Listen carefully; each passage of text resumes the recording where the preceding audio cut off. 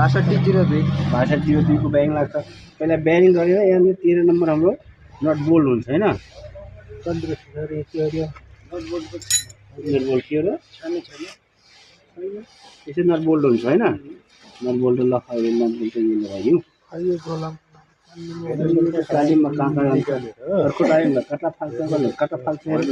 अब यो चाहिँ मिलाउने बेला हामी ठ्याक्कै यो क्लच यो ठ्याक्कैले छिराउने हैन। यसरी छिराउनु पर्यो।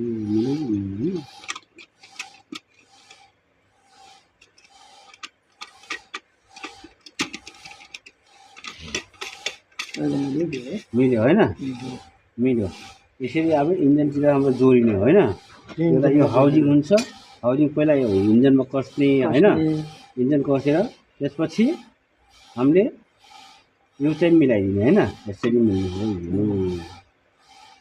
माथि भाग पल होला हैन?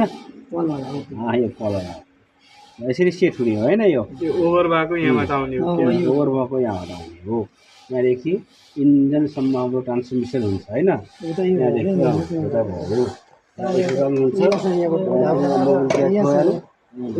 यो हो यो सानो वाला हो यो हो के यो हो भर्खर हाल्दैछौँ हामी यो त्यही हो ल गियर बक्स करिब करिब फिटिङ भइहाल्यो हैन।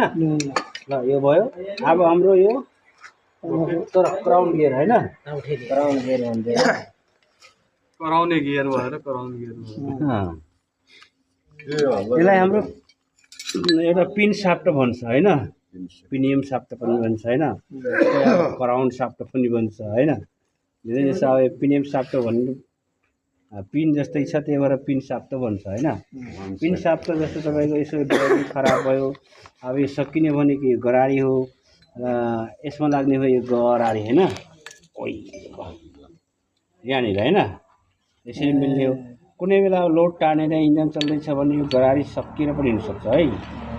गराडी सकियो भने तान्न सक्दैन। यहाँ घुमेर यो वारी घुम्ने त हो यहाँदेखि यसरी मिल्ने हो। यो गराडी चाहिँ भित्रबाट घडम घडम आवाज आउँछ किन होला? घडम घडमका बेरिङ चाहिँ